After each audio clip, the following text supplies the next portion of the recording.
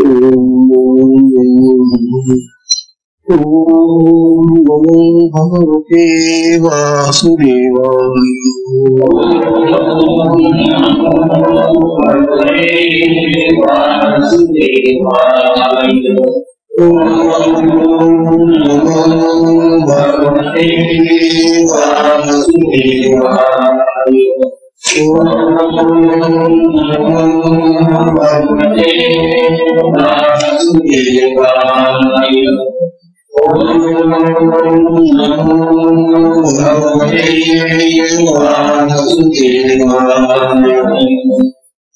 श्री सद्गुरु महाराज की अवधूत चिंतन श्री गुरुदेव परम पूज्य श्री सद्गुरु संत ज्ञानी महाराज की जय।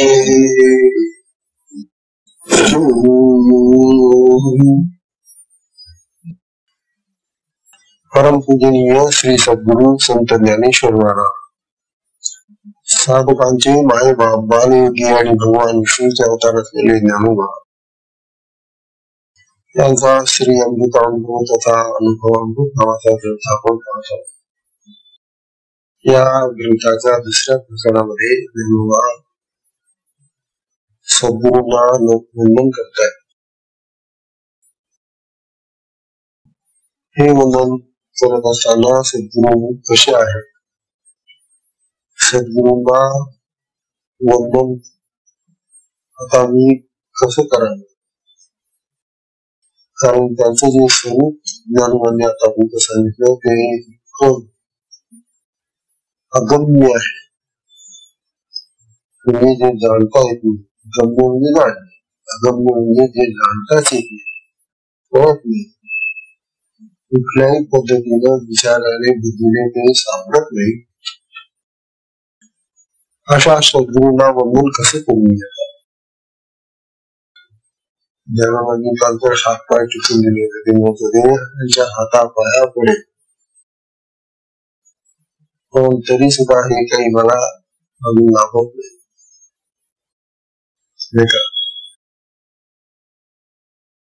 कालची आपली 45वी ओळी झाली। या 45व्या ओळीमध्ये ज्ञानोबांनी हे सांगते का समोरपणा फुले, का समोरपणा फुले न लाहिजे काही केले, तैसे बंधत्वा फुले हरवून येणे। हा की नाही गुरुदेवांनी ज्ञानोबा उदाहरण असं देतात की ज्याप्रमाणे आपल्याला आपल्या समोर उभं राहता येते, आपल्याला आपल्या समोर उभं राहता येत नाही, राहता येते का आपल्याला? हा, दुसरा कोण उभा राहील किंवा आपण दुसऱ्याच्या समोर उभं राहू, पण आपणच आपल्या समोर कसं उभं राहायचं? आपल्याला आपल्या समोर उभं राहता येत नाही। तसं हे सद्गुरूंचं स्वरूप ते कुठल्याही पद्धतीनं आम्हाला आकलन होत नाही, ते काही केलं मला तर समजेल। म्हणून जसं आपल्याला आपल्या समोर उभं राहणं अशक्य आहे, त्याप्रमाणे हे सद्गुरू कसे आहेत का समोरपणा फुले न लाहिजे काही केले, ऐसे बंधत्व घातले हरवले। त्याप्रमाणे आमचं हे जे बंधत्व आहे, बंधन करणं आहे, ते आमच्या या सद्गुरूने आमच्याकडून हिरावून दिसे। आम्हाला वंदनच करू देते, वंदन करण्यासाठी तो पुढे पाहिजे ना। नमस्कार करतो तेव्हा जेव्हा कुणाला नमस्कार करतो त्यावेळेला तो नमस्कार ज्याला करतो तो पुढे असतो ना, पण इथे हे समोरच नाही, आणि समोरच नाही तर मग त्यांना वंदन कसं करू, नमस्कार म्हणून आमचं वंदन करणं आम्ही हिरावून घेतलं. आता आमचं वंदन करणं हिरावून घेतलं, याबरोबर त्यांचं वंद्यत्व जे आहे, मी वंदन करणारा आणि ते वंदन घेणारे, हा वंद्यत्व प्रकार जो आहे त्यांचा, ते त्यांनी माझ्या बरोबर नाही, माझ्या वंदनाबरोबर माझं वंदन करणं जसं त्यांनी घेऊन घेतलं, तसं त्यांचं वंद्यत्व जे आहे ते नाही. ते मी हातच लावून मी कशाला, किंवा वंदन हा प्रकार संपूर्ण असा आवडत नाही. आता हे जे वंदन आहे, हे वंदन कसं आहे, द्वैतातलं आहे. द्वैतातलं म्हणजे नमस्कार करणारा, वंदन करणारा वेगळा असतो आणि ज्याला नमस्कार करायचा तो वेगळा. मग असं हे द्वैतातलं जे वंदन आहे ना, ते गुरुंना पसंत आहे. काय म्हणतो गुरु, मग वंदन करायचंय का, मुंबईच्या मध्ये या. अगदी चांगले 65 आठवते ते ज्ञानोबाचा सांगताना सांगत होते ना, किंवा मागच्या प्रकरणामध्ये शिवशक्तीला वंदन करताना ते सांगत होते ना. तेव्हा वंदन करणं हा जो प्रकार आहे ना, हा वंदन करणं याचा प्रकार द्वैतात चालत नाही आणि आम्ही तो सगळं द्वैतामध्ये राहतो. ज्याला वंदन करतो तो वेगळा आणि वंदन करणारा वेगळा, असा द्वैत भाव, भेदभाव असा ज्ञानोबा म्हणतात, आमच्या गुरुंना हा भेद चालत नाही, हे अशा प्रकारचं वंदन चालत नाही. मग त्यांना जे वंदन चालतं ते वंदन आहे जीवभाव तुमचा नष्ट करा. आणि जिंद्या म्हणजे का, प्राण्याने जीवभाव सोडा. ज्या जीवभावाने तुम्ही आम्हाला वंदन करून राहिले आहे, तो जीवभाव करून टाका. हा जीवभाव गेल्याने गेला की शिवभाव येतो, आत्मभाव येतो ना. म्हणून आत्मभावात येऊन वंदन करा मला, म्हणजे तुम्हाला आत्मस्वरूप प्राप्त झालं पाहिजे, तो आत्मा तुम्हाला लागला पाहिजे. त्या आत्मस्वरूपामध्ये तुम्ही आला की मग तुमचं आणि आमचं पटत, मग तुमचं वंदन चालेल. अशा प्रकारे हे सद्गुरू आहे.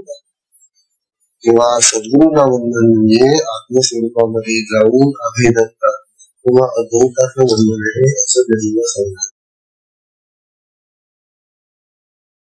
त्यासाठी एक दृष्टांत काळ देतात. 46मध्ये दृष्टांत ज्ञानोबा उदाहरण असं देत आहे, आकाशाचा आरसा. आरसा कशाचा आहे, आकाशाचा. आकाशाचा आरसा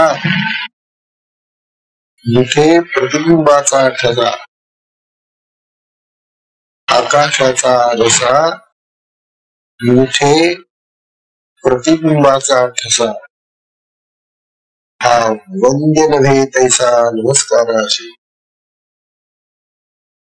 अहो तुम्हाला आता प्रतिबिंब पाहायचं, आपलं तोंड पाहायचंय. हे आपलं तोंड जे आहे याला बिंब म्हणतात, आणि ज्या आरशात आपण ते आपलं तोंड पाहतो त्या आरशातलं जे तोंड असतं त्याला प्रतिबिंब म्हणतात. आता तुम्हाला आरसा कोणता दिलेला आहे, हा साधा काचेचा आरसा नाही, आकाशाचा. धरता येईल का, आकाश केवढं अफाट आहे. ह्या एवढ्या मोठ्या आकाशामध्ये आपल्या तोंडाचा ठसा दिसेल का तिथं. प्रतिबिंब म्हणजे आकाश म्हणजे काय, आकाश हा काही खरा पदार्थ आहे. जसं आरसा हा पदार्थ आहे, वस्तू आहे, तसा आकाश हा काही एखादा पदार्थ वस्तू नाही, ती सूक्ष्म स्थिती आहे.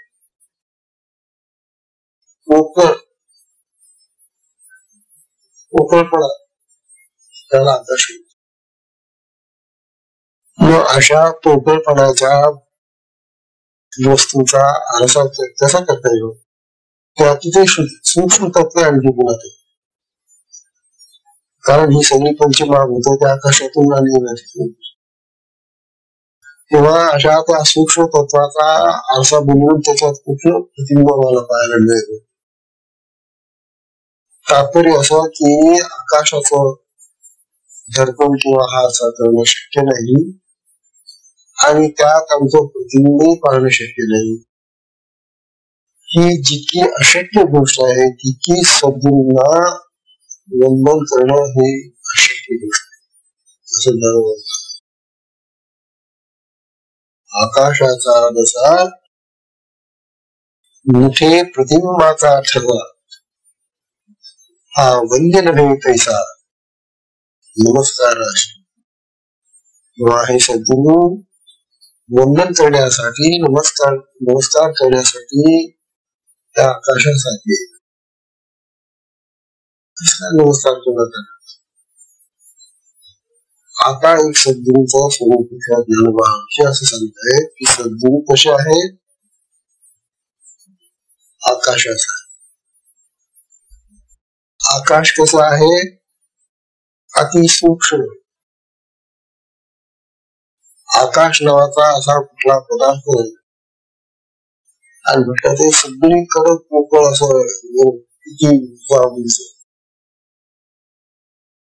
असं जे आकाश आहे, असं जे पोकळ आहे, असं जे काही नाहीये सूक्ष्म तत्व आहे, त्याप्रमाणे आमचे सद्गुरू सर्वत्र सर्व व्याप्त आहेत. आकाश कसं सगळीकडे व्याप्त आहे ना, सगळीकडे भरलेलं आकाश. हे आकाश जसं सगळीकडे सर्व व्याप्त आहे, सगळीकडे भरलेलं आहे, तसे आमचे सद्गुरू हे एक व्यक्ती आहे, एक दृश्य नाही. सद्गुरू त्या आकाशाप्रमाणे त्याच्याही उंच परब्रह्म आहे ना. त्या परब्रह्म स्वरूपात असलेल्या सद्गुरूंना, सर्व व्याप्त असलेल्या सद्गुरूंना कुठे नमस्कार करण्यात आला? कुठे नमस्कार केला म्हणजे सद्गुरूंना नमस्कार केल्यासारखं होईल. जसं आकाश आपल्या सगळ्या बाजूने सगळीकडे पसरलेला आकाश. आकाशाला आता काय करणार? आपल्याला सांगणारे की सद्गुरूचं स्वरूप मोठा, सद्गुरूला देह स्वरूप एक व्यक्ती नाही, एक मनुष्य नाही. सद्गुरू या आकाशाही वरचं जे परब्रह्म आहे त्याच्याही वरचं सगळं आहे. तेव्हा अशा परब्रह्माला हा असा नमस्काराचा प्रकार सांगणार नाही, करता येणारच नाही तुम्हाला. किंवा अशा प्रकारे सद्गुरूंचं हे जे स्वरूप आहे हे विशाल आहे. आकाश जाण्यासाठी घेतलं, परंतु असे अनेक आकाश त्याच्या पोटामध्ये समावले जातात, इतके मोठे आणखी तुझे. म्हणून आकाशापेक्षाही मोठे असलेले आमचे सद्गुरू आणि सर्वत्र सर्वव्याप्त असलेले आमचे सद्गुरू त्याला कसा नमस्कार करतात? अशा प्रकारे सद्गुरूचं हे जे स्वरूप आहे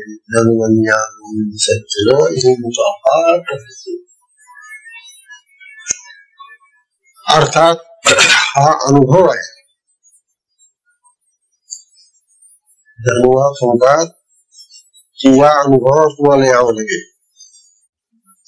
या अनुभवात तुम्ही जर आला तर तुम्हाला आत्मानुभव घ्यावा लागेल. हा अनुभव दुसरा कुठलाच अनुभव नाही. हा अमृताचा अनुभव आहे. आणि जे अमृत म्हणजे न मरणारं असं जे आहे तत्व ते आत्मतत्व आहे, ब्रह्म आहे. तेव्हा ब्रह्मस्वरूपातच तुम्हाला यायला पाहिजे. ब्रह्मस्वरूपात तुम्ही आल्यानंतर तुम्हाला हे वंदन करता येईल, नमस्कार करता येईल. अशा प्रकारचा हा विचार ज्ञानोबांनी या ओळीमधून आपल्याला 46व्या ओळीमधून सांगितला.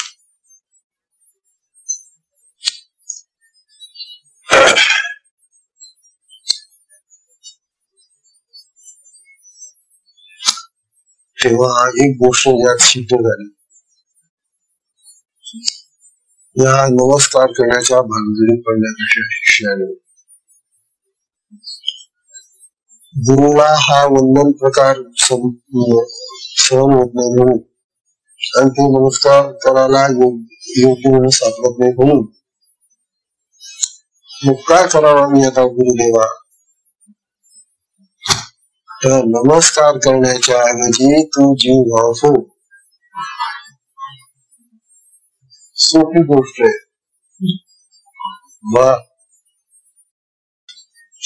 तुझा जीव भाव टाकण्याशिवाय तुला मला भेटता येणार नाही, तुला नमस्कार करता येणार नाही. नमस्कार करायचा का तुला? जीव भाव टाक, दे तुझा जीव.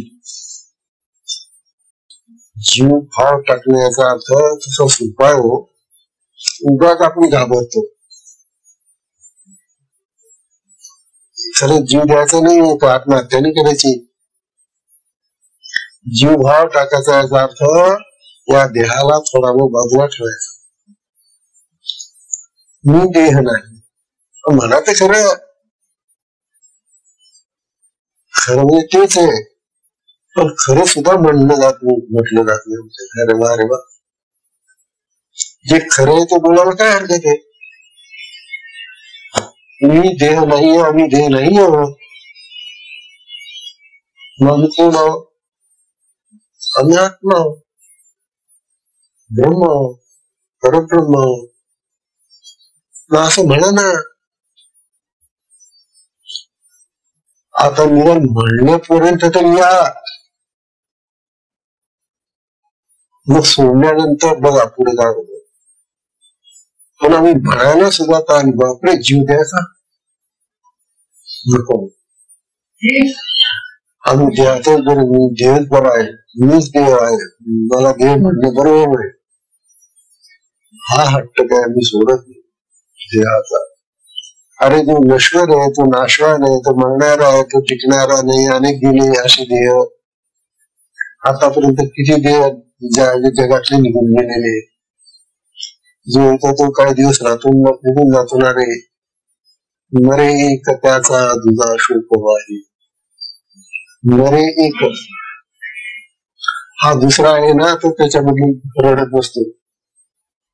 मरे एक त्याचा दुजा शोक आहे, अकस्मात तोही पुढे जात आहे. काय रडून आला त्याच्यासाठी? तू ज्याच्यासाठी रडतोय ना, तुम्ही जाणार आहे ना रे. पण ही जगाची राहटीच अशी आहे, रडा रडून रडून कोरडे होऊन जातात. कोरडे होऊन जातो, पक्का होऊन येतो का तो केला. त्याच्यासाठी रडण्यात काय अर्थ? आणि आपल्याला पुढे जावंच लागणार आहे ना. म्हणून ज्ञानोबा सांगताय की जर खरोखर तुम्हाला नमस्कार करायचा असेल, गुरुला वंदन करायचं असेल, तर जीव भाव टाका. जीव भाव सोडला की तुम्हाला वंदन करणं सोपं आहे. जीव भाव टाकणं म्हणजे काय? बा मी देह नाही, बरं मी आत्मा आहे. आणि मग मी आत्मा आहे, मी आत्मा आहे, मी आत्मा आहे स्थिर झालं, हे पक्क झालं, मी आत्माच आहे. हा तुम्ही देहामध्ये तर राहावंच पाहिजे. देहाने कर्म करा, सगळं करा, पण विचार बदला ना, भूमिका बदला. आज ज्या भूमिकेचा देह भावाच्या ती बदला. आणि कोणत्या भूमिकेच्या? शिवभावाच्या भूमिकेच्या, आत्मभावाच्या भूमिकेच्या. जसे ते नाटकामध्ये नट नाना भूमिका करतात ना, या वेळेला त्याने रामाचं केली तर दुसऱ्या वेळेला तर कशीची करतो, दुसऱ्या वेळेला कशी. नट एकच असतो ना, थोडा वेळ नटासारखं पण नाटक करा. म्हणा तर खरं मी देह नाही, मी देह नाही, मी आत्मा आहे, मी आत्मा आहे, म्हणा तर खरं. आणि असं ठसलं मनावर पक्क की खरोखरच मी आत्मा आहे हा भाव धरून जगायला लागला, वागायला लागला. आणि आत्मभाव धरून जो वागायला लागला त्याला आत्मा कसं म्हणून त्याला आत्मज्ञान देतो. आत्मा प्रगट होतो त्याच्यापुढे. तो सद्गुरू आहे. तो सद्गुरू स्वरूप आत्मा तुमच्याकडे प्रगट होईल आणि म्हणेल घ्या आता करा वंदन मला. अशा प्रकारचं हे वंदनाचं स्वरूप. आता 47वी अनुवादाची यांची 47व्या ओळीमध्ये ज्ञानवाद आपल्याला असं सांगताय. तरी नव्हे तरी न हो,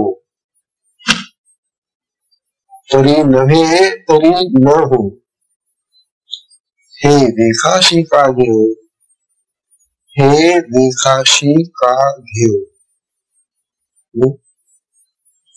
परी वंदितया ही ठाऊ रोनेली, परी वंदितया ही ठाऊ रोनेली.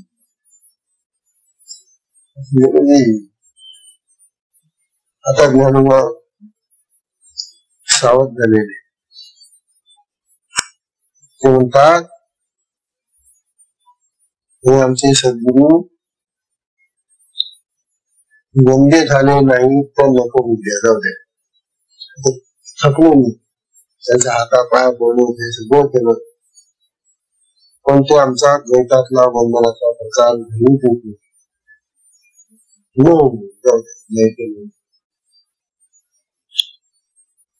परी नव्हे तरी न हो, हे देखाशी का घेऊ. हा देखाशी, देखाशी म्हणजे हे आम्ही शिराने का घ्यावं, याच्याबद्दल का खेद करावा. आमचे सद्गुरू आमचं वंदन घेत नाही, नका घेऊ. त्याबद्दल वाईट वाटायचं काय कारण. आपल्याला वाईट वाटायचं काही कारण. ते घेत नाही ना तुमचं वंदन, म्हणजे खूप तयार आहे वंदन करायला, परंतु ते तुमच्याकडे येतच नाही तर काय वंदन करणार.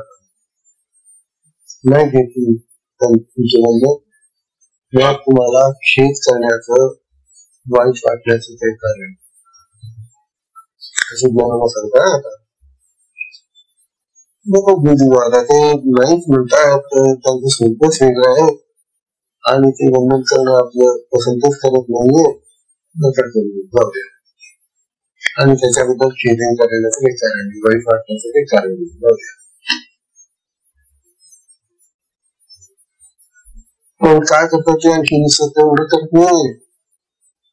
तरी वंदितया ही ठाव उरवलेली, पण जो वंदन करणारा आहे ना त्याचा ठाव ठिकाणा पासून त्या गुरु देखील अनुभवात विशिष्ट काम झालं. ते तर राहतच नाही समोर, ते तर वंदन करून घेतच नाही आमचं, पण आमचा ठाव ठिकाणा पासून आम्हाला गुरु देत नाही. म्हणजे त्यांचं वंदन करण्यासाठी आम्हाला आमचं ठिकाण बंद करावं लागतं, आमचं स्थान हलवावं लागतं, आमचा ठाव ठिकाणापासून करतात. इथं शिक्षण का मला आमचा ठाव ठिकाणापासून म्हणजे आम्हाला त्या ठिकाणी गुरु देत नाही. त्याचा अर्थ ते आम्हाला ठार नका नाही, आम्हाला उरू देत नाही याचा अर्थ जीव भावामध्ये उरू देत नाही. आम्हाला देह स्वरूपात ते उरू देत नाही, जे देह स्वरूपाने जीव भावाने तुम्ही जे बंधन करून राहिले ना, तो भाव तुमचा बिलकुल पुसून टाकतात. तुमचा ठाव ठिकाणा राहून देतो. म्हणजे तुम्ही शिवभावना होता, आत्मभावमध्ये कमी होता.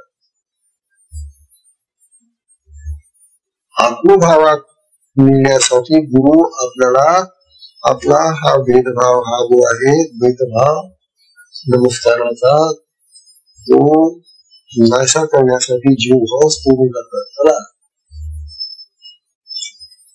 तेव्हा आपला देहभाव समाप्त करून तो आपल्याला जीवभावामध्ये राहू देतो.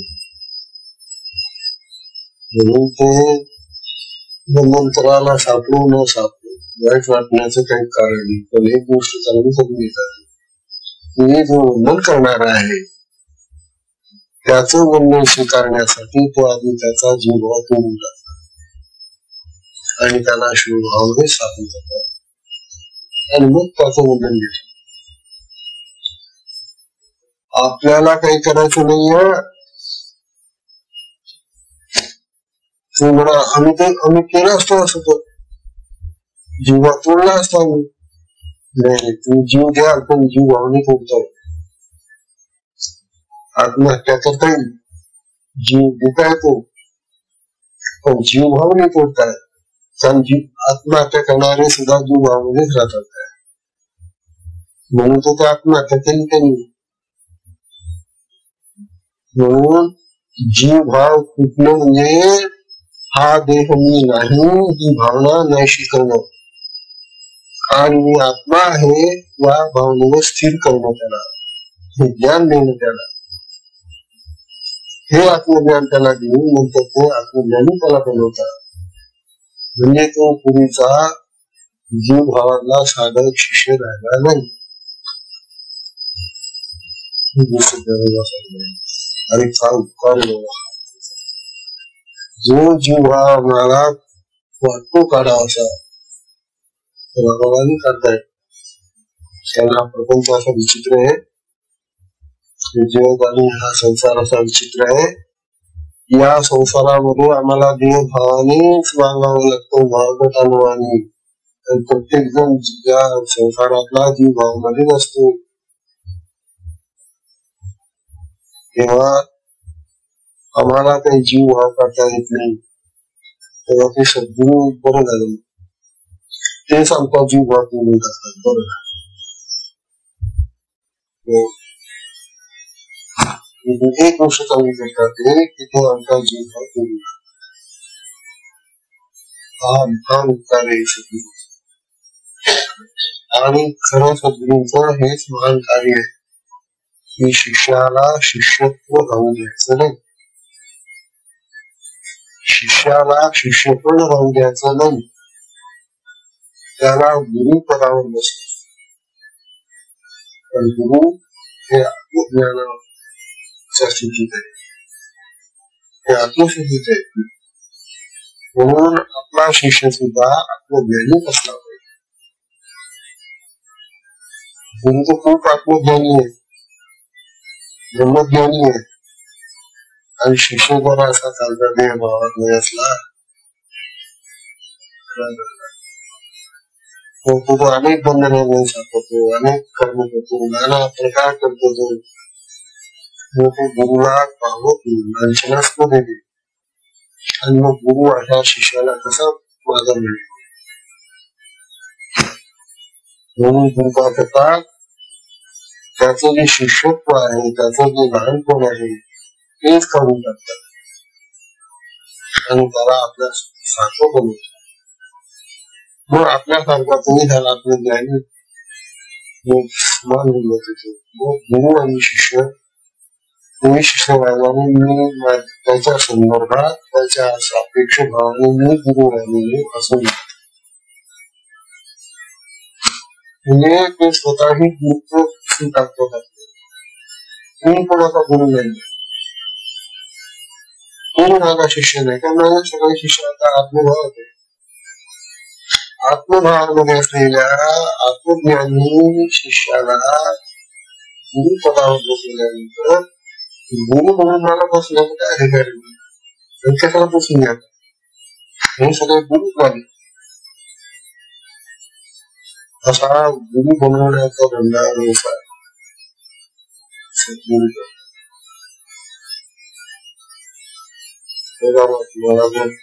गुरुचा व्यवसाय अवलंबून आहे तर शिष्य शिष्यभावाने साध्य काम नाही आहे. काय करावं लागेल?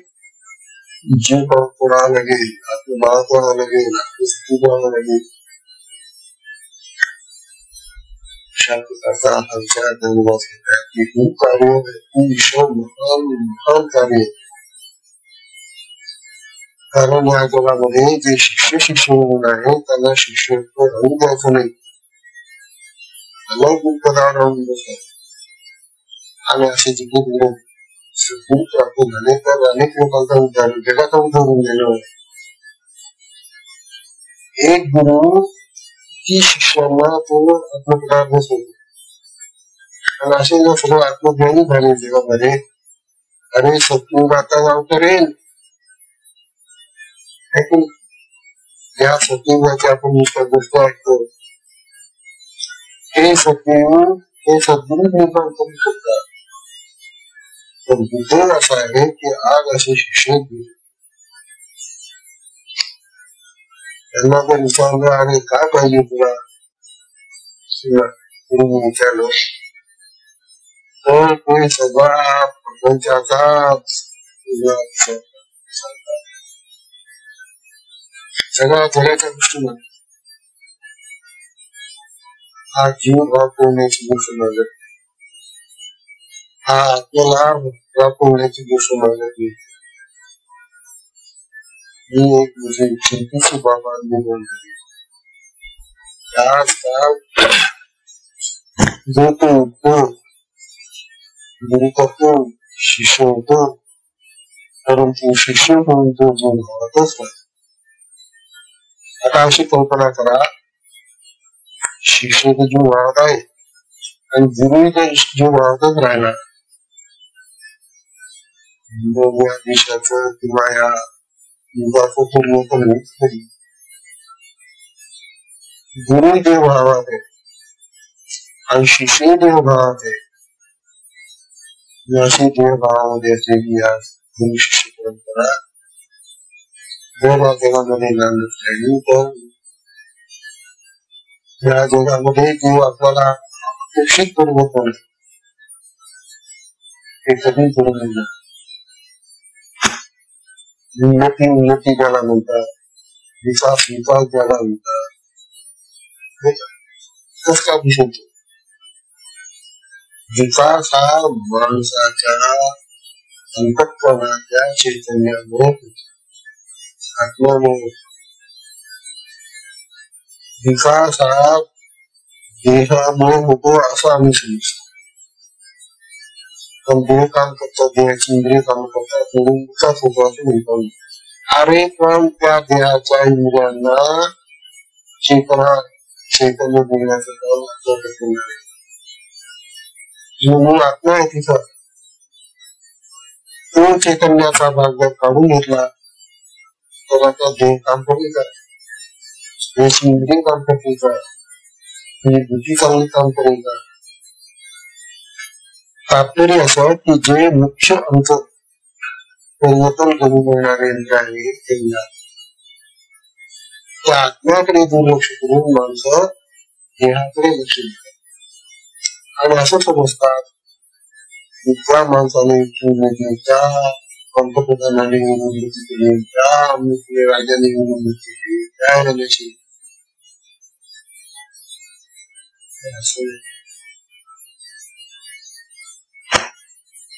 आमचे राजे पुरीचे राजे सुद्धा महातत्वज्ञानी महाआत्मज्ञानी होते. शिवाजी महाराजांची गोष्ट सांगतो. शिवाजी का अलीकडच्या काळात समर्थ रामदासांचे शिष्य तुकारामांचे शिष्य व्हायला गेले तर तुकारामांनी सांगितलं हो मला रामदास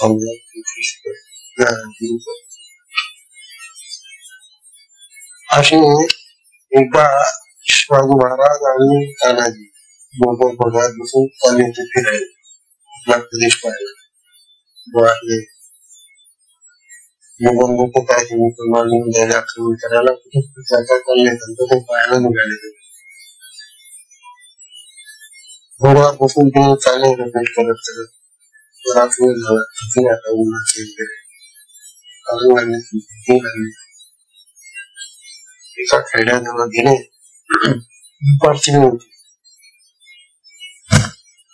दुपारची वेळ होती त्यावेळेला त्या खेड्यामध्ये पोरं त्या झाडावर खेळत होती खेड्यावर तिथे त्यांनी ते गोणी थांबवले उतरले खाली त्या पोरांना गेले त्या पोराला गुणगान मारायचे शिवाजी महाराज म्हणाले मला काय नाव तुझं म्हणाला माझं नाव गणेश अरे गणेशा तू काम कर ना मला आमचं काय तू आता तुझ्या घरी जा तुझा खेळ पोरांचा थोडा थांबवा पोरगा घरी जाऊ मी आणि मला पाणी दिले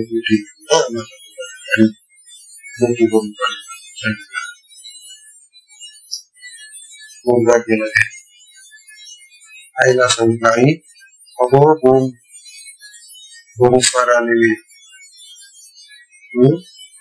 बघून आलेले आहेत आणि त्यांना खूप तहान लागली जवळ त्यांनी पाणी मागितले बघा स्त्रिया कशा होत्या कशा असाव्या लगेच ती बाई उठली वगैरे चालणे निघाली का लगेच तिने मोठा कांदा दिला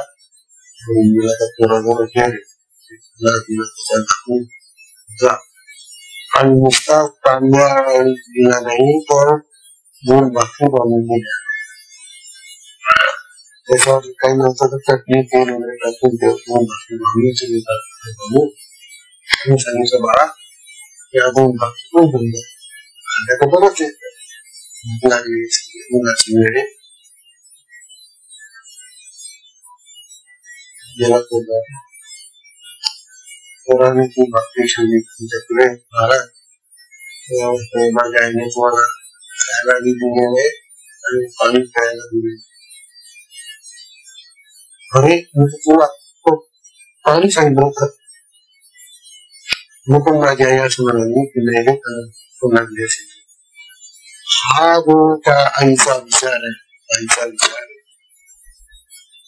हा सत्यत्वाचा विचार आहे ही साधनी असली पाहिजे सद्गुणी असली पाहिजे धार्मिक असली पाहिजे तरच तिच्या पोटामध्ये हा विचार आला हे साधायला म्हटलं नाही आले असेल जर कशाला पाणी मिळेल त्याला पाणी मिळेल हा जो प्रकार अशा बायांचा असतो तो अनुकूल बायांचा असतो आज हा अनुकूल आणि अनुकूलच फार वाढलेला आहे अशी सात्विकता दिसत नाही शिवाजी महाराजांना आनंद आला त्यांनी सांगितलं त्या आईचं दर्शन घ्यायचं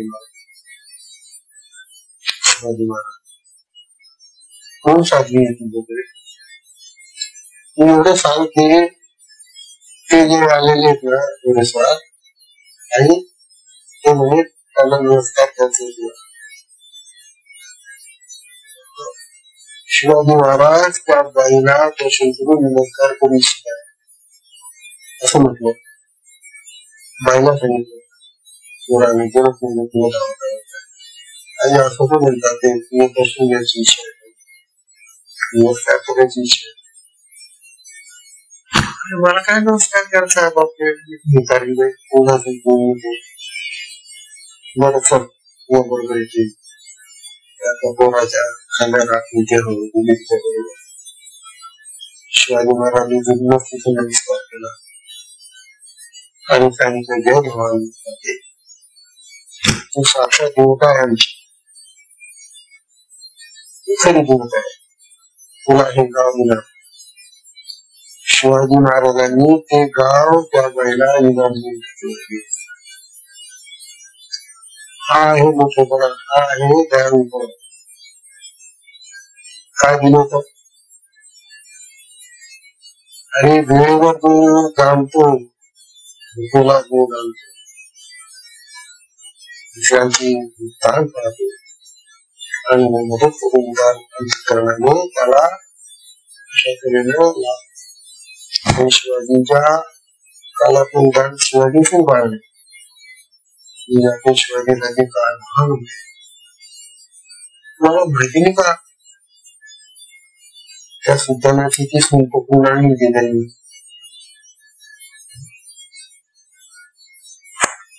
त्या सुनेला का सुंदर होती ती बाई होती.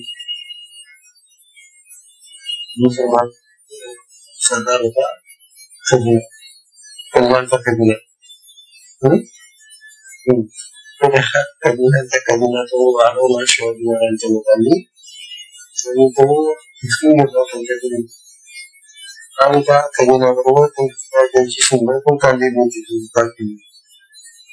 तिला पकडलं आणि शिवाजी महाराजांकडे लोकांना असं वाटतं की आपण आता खूप पराक्रम केला. शिवाजी महाराजांवर खूप खुश होती. शिवाजी महाराजांना हातात मुख केला,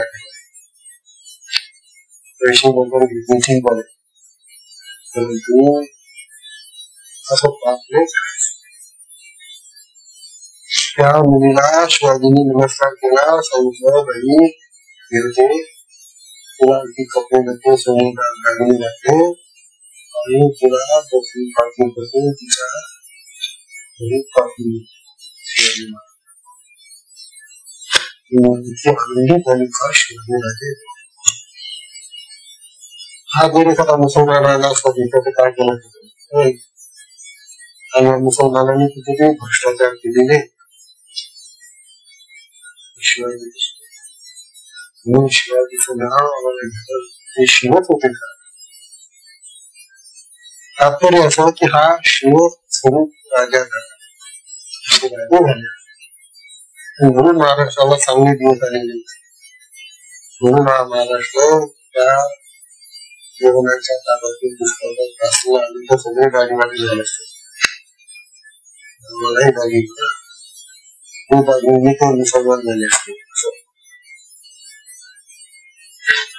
तात्पर्य असं की हा सात्विक अंगी आला पाहिजे, हा मोठेपणा अंगी यायला पाहिजे, ही सद्बुद्धी यायला पाहिजे, तरच जीव बाळगत. तेव्हा सद्गुरू नामधन करायचं म्हणजे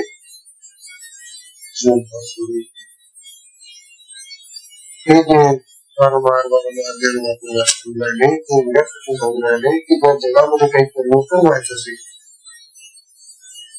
जगामध्ये जर चांगलं कार्य दिसायला पाहिजे असेल, विश्वनीतीला जायचं असेल तर जगाचे लोक बदलले पाहिजे, त्याची अंतःकरण बदलली पाहिजे, त्याची बुद्धी बदलली पाहिजे, त्यांची आशा बदलली आणि हे जे पण बदलत नाही तोपर्यंत किती सुधारणा करायला लागते. त्या सुधारणा राहणार नाही. तरी तो बरोबर होत आलेला आहे. अशा प्रकारचे हे आपल्याला वारंवार समजाले. तरी वंदित आहे ठाऊ तरी नव्हे तरी न हो, हे रेखाशी काढेल. हे सद्गुरू आम्हाला बंधन करायला सापडत नाही, न सापडे आम्हाला वाईट वाटत, परंतु तो स्वतःचा आणि आमचाही भाव पुसून टाकतात. ते शिक्षक रूपाने आम्हाला उद्देश पाहू आणि तो गुरु स्वरूपाने ते राहतात. पण गुरु आणि शिष्य हा जो भेद आहे हा भेदच पुसून टाकतात. शिष्य गुरु स्वरूपावर आला त्याचे गुरु स्वरूप झाला, मग हा गुरु काय हो आपला गुरु स्वरूप अशा प्रकारचं हे स्वरूप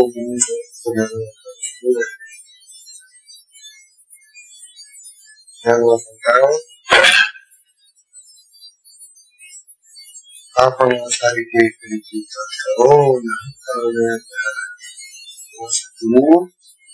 त्या शिष्याला आपल्या सारखं करायला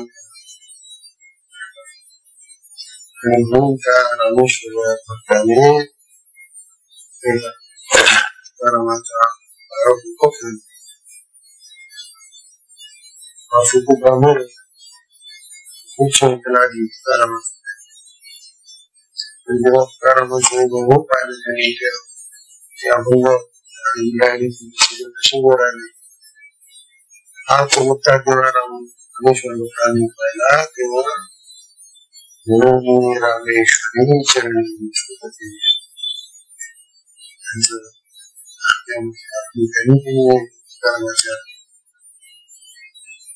तात्पर्य असं की आमच्या संत सत्पुरुषांच्या जीवनामध्ये सुद्धा असे जीव भाव त्यांनी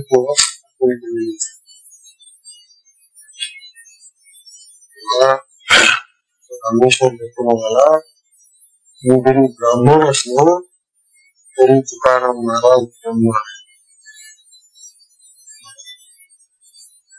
असा विचार करेल या रामेश्वरांनी तुकाराम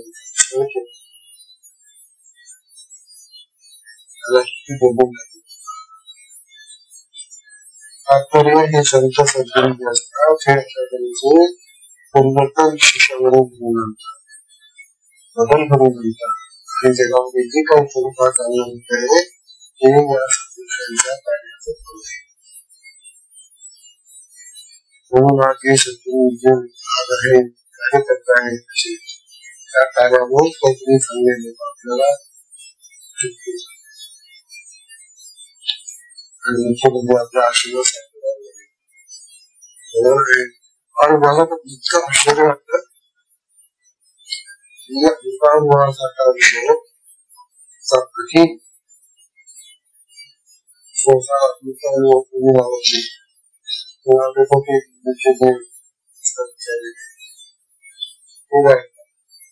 और आपल्या विधवाकडे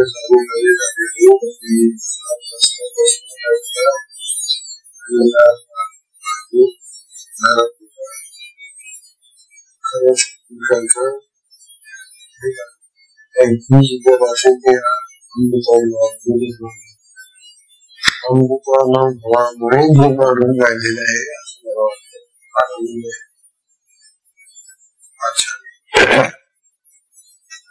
अशा प्रकारचा हा 48 मोदीला घेतली. आता 48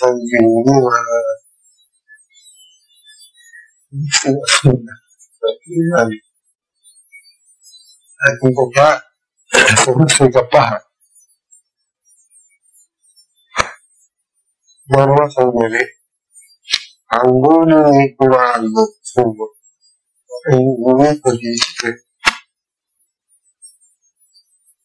अंगोली किंवा गोवी फेडताची तरी बहिरंग करून फेकेवा करून न फेडताची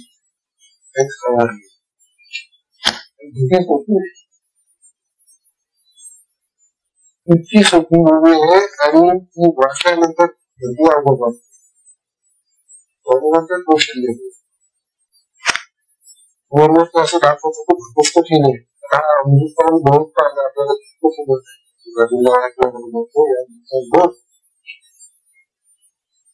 पण ते सर्वसामान्य माणसाला समजू शकतो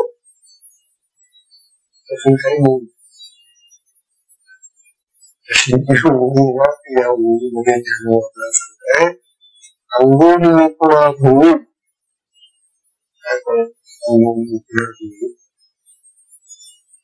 फेडताची कोणतरी बहिरण